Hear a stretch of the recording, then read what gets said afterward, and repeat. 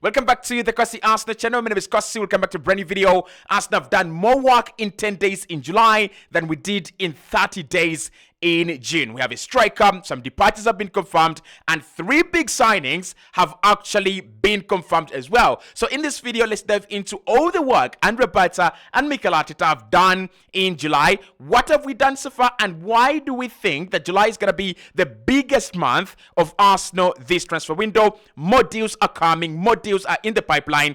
Hit the like button, subscribe to the channel as well. This is all the work Arsenal have done in July and the work that we have prepared to complete before the end of the month. Number 1 is Takehiro Tomiyasu. Takehiro Tomiyasu is one of the players I love and I loved at Arsenal, but he has been let go of the club. And the reason for that is very, very clear. Availability is always the best ability, and he doesn't seem to have enough of this. Now, I love Takehiro Tomiyasu, you love Takehiro Tomiyasu, and many people love Takehiro Tomiyasu. And one of the quotes that I've actually loved about this transfer comes in from Hands of Arsenal, and he says, be very careful because Tomiyasu is a player who has been Arsenal through and through. He loves Arsenal, he really, really loves the club, but it reached the point where Arsenal had to make a decision. Can you keep stringing along with players that don't play, with players that are not available? Zinchenko, Tomiyasu. You can't. And last season taught us that when you start the season, every player must be fit, because at the end of the day,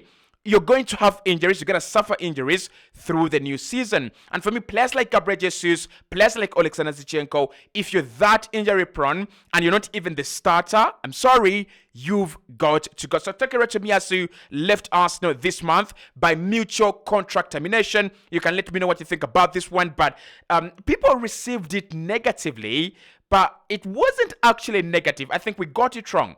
It wasn't in a negative way that Arsenal let go of Takehiro Tomiyasu. Arsenal just decided that enough is enough. Let us work with the players that are really ready to work and take this project to the next level. So that is one of the transfers that we have confirmed in July. But that's not the other one. That we have a couple of others. And Martin Zubimendi, Zubi-Zubi-Doo, shirt number 36, has been announced as a new Arsenal player in this month as well. And one of the things I love about this signing, actually, despite the fact that it has taken a lot of time to get completed, is the fact that Arsenal were very intentional. This signing began last summer. Arsenal really did the work for the signing of Martin Zubimendi in 2024 and announced him in July 2025. You know, we've been panicking and we've been trying to get this deal done, and it's like, why are Arsenal really taking a lot of time? The truth, this deal was done in 2024 July. So this deal was done a year ago and announced a year later. Credit to Arsenal. This was not Andre Bata. This was Jason Aito, and this was Edu Gaspar working on this deal. Of course, it comes in under very, very I would say dire situations and conditions. We don't have Partey anymore. We don't have Jorginho anymore as well. So it comes in as a direct replacement to the double strong pivot that Arsenal had in Jorginho and Partey. Obviously, he can do that. He's 26 in his prime, one of the best players at what he does, and we wish him all the best at Arsenal. He will be wearing shirt number 36. Don't forget that number. Well, Arsenal have also had a couple of other deals rumored around, but we've got some close ones. And one of the close ones is Viktor Gyökeres. He's signing for Arsenal, guys. It is finally happening. We are getting that number 9 that we have been craving for so much. So Viktor Gyökeres, eventually Arsenal settled on someone. It was Šeško, Gyökeres, Šeško, Gyökeres, Šeško. It was going on and on and on and on and on until Arsenal decided enough is enough. We've got to go and sign in number 9. And Mikel Arteta set an ultimatum for 2 weeks, and Andre Bata responded in kind. So Arsenal are working on the finer details of the structure, but we know the deal is happening 100% at around 70 million euros to 80 million euros as well. Viktor Gyökeres comes in with a very, very prolific record as well. He scored 95 goals in 100 games for Sporting Lisbon. if you don't believe me that this guy is a good striker, the numbers don't lie. Now, the question about this one is, can he come to the Premier League and translate those numbers? Can those numbers really translate into the Premier League? Can he get the space to run it behind? Can he get the time that you need to finish off chances? But this is what I'm going to say. When I look at players like Delap, when I look at players like Watkins, when I look at these other guys, they've come into the Premier League from the Championship and they have adapted, and so will Viktor Gyökeres. I have a very strong feeling that Viktor Gyökeres is going to be a success at Arsenal by scoring 20 goals in his first campaign and 25 goals in his second campaign at Arsenal. And I won't be surprised that Arsenal win anything with Viktor Gyökeres in the team. Our level is going to be high. It's going to go up a level. So the price, 70 to 80 million euros.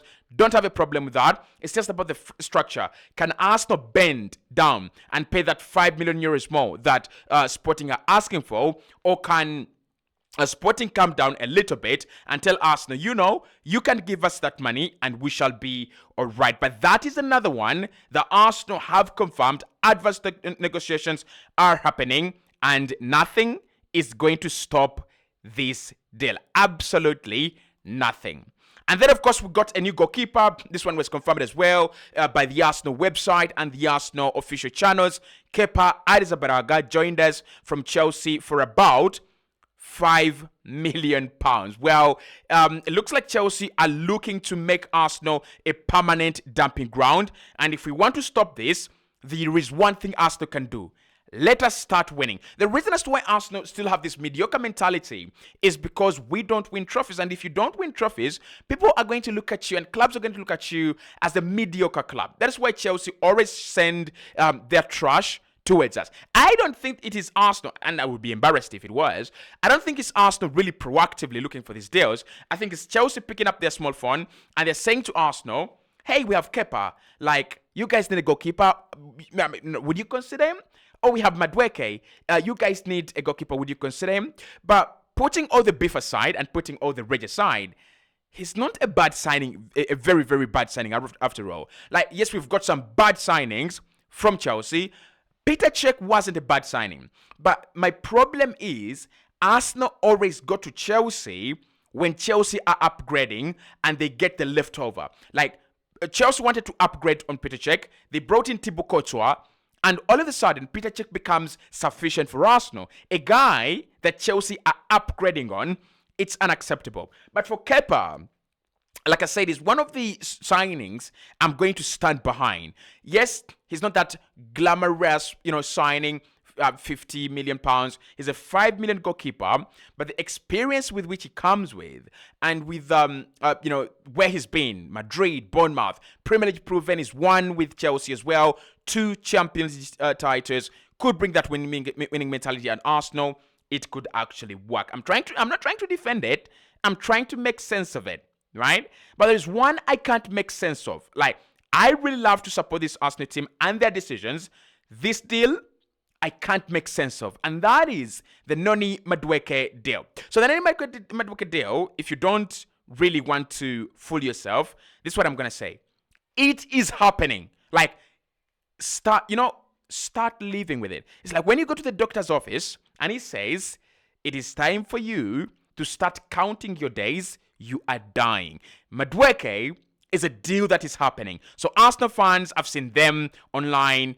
People are signing petitions, no to Madueke, hashtag no to Madueke. And I've been informed that there's some Arsenal fans that are doing some lunatic stuff out there, and they have gone to the socials of Madueke and they're abusing him. Well, Madueke didn't propose himself to Arsenal. Arsenal proposed themselves to Noni Madueke. Now, this is what is saddening. Arsenal wanted to sign Noni Madueke last summer. They wanted to sign him last summer, but Madueke scored a hat-trick against Wolverhampton Wanderers. That was closer to the end of last campaign, and that changed the mind of Chelsea about selling Noni Madueke. So if that wasn't the case, Madueke would have been an Arsenal player from Chelsea last summer. And what's interesting is that Arsenal was so adamant to give Chelsea money that when Madueke Madueke decided to stay, Arsenal still came out with Raheem Sterling again from Chelsea. Now, if you've signed Sterling from Chelsea and he's been disastrous, why are you going for Madueke again? But this deal is one that is likely to happen at 50 to 55 million euros. Obviously, that is the same price that Tottenham are paying for Mohamed Kudus. Did Tottenham become a wiser team than Arsenal these days? I don't think so. I don't know. But if Tottenham are signing a guy that I would take at 70 million euros, right, and they're getting him at 55 million, maybe Tottenham are becoming a little bit wiser and better with Thomas Frank. The sad part again about this deal is how much it's gonna cost. Like, Chelsea are very, very adamant. They want 50 million plus. Arsenal's overall package, a bid has already been made, by the way. Arsenal's overall package is 55 million. Sorry, is 50 million euros. Chelsea are saying, give us 50 guaranteed, but add-ons, right? So Arsenal could sign Madueke for like 60 million euros. This is a team that has refused to add 5 million to complete Gyökeres. This is a team that wants to pay Eze in installments. This is a team that doesn't want to give Valencia 5 more million to sign Christian Mosquera. This is a team that has not signed a centre forward in a long period of time. They failed to sign Benjamin Sesko, number one forward target for Mikel Arteta. And now, all of a sudden, they're willing to sign Noni Madueke for 60 million. Interesting. Pure interesting stuff. But Arsenal in the market are still very, very active. And apart from the players we've talked about, there is this guy as well. And many people would ask me, because where is this guy? Why are we very silent? Well, I'm going to give you why Arsenal is silent and why this deal is also one of the done deals already at the club. So we've been very, very busy under Andrea Bata. I mean, you've got to cut him some slack. Bata came into this Arsenal team with a lot to do. I mean, he was told, we want you to come in and fix our attack, okay? And, of course, Madueke, Gyökeres, and other players that we've been linked with. But also, he came in at a time when Partey and Jorginho decided to leave. So he had to fix that midfield. And then he came in at a time when Tomiyasu had to leave, Zinchenko had to leave, Kvaratskhelia had to leave. And so that means Arsenal need defensive options, and we didn't have a goalkeeper because the one we had as a backup had come from loan. And Mikel Arteta was like, I am not gonna use this guy. No, I need another one. I need another goalkeeper. And what happened with Andre Bata is like he's kind of overwhelmed because at the same time he's bringing in new players, but he's also trying to replace the ones that are going and also sign new players to new contracts. Lewis Kelly has done that. Gabriel Magalhaes has done that. Saka has done that, and a few others are in the pipeline. Nwaneri, Saliba, and Trossard. They are in the pipeline together with Gabriel Martinelli. And of course, he's got to deal with himself. So what he has done is he has decided, I am going to talk to players that I think are key and then leave the deal there, right? So he's talked to Mosquera, left the deal there, but he has made a bid to Valencia. And that bid was not to sign the player. That bid was to tell Valencia, we are coming for Christian Mosquera. We are going to up our bid. We're going to add more money. Just go and find another player. And after that, if you look at what he has done, he has gone and made a bid for Madueke as well. It is not sufficient, but he will come back. And he's gone and made a bid for Gyökeres. Not sufficient, but he will come back. So Mosquera is going to be an Arsenal player because he is within Arsenal's budget. Arsenal's budget for a new centre-back is definitely 18 to 20 million. Now, Valencia might be asking for 25, but they know no one is going to give them that amount, especially with the player already sold onto the idea of playing for Arsenal. Personal terms are agreed. We're just waiting for that green light, and it should be coming any time soon. Well, Arsenal are making some moves, and I think as a team, we should be very, very proud of ourselves. After that, Arsenal went in for Eberechi Eze. And with Eberechi Eze, Arsenal are saying, even if we sign Gyökeres and we sign Madueke, this deal is going to happen. 100% he's going to be an Arsenal player, right? So, Eberechi Eze, 68 million. Crystal Palace are saying, you'd love to sign Eze, okay? Can you give us a lot of money?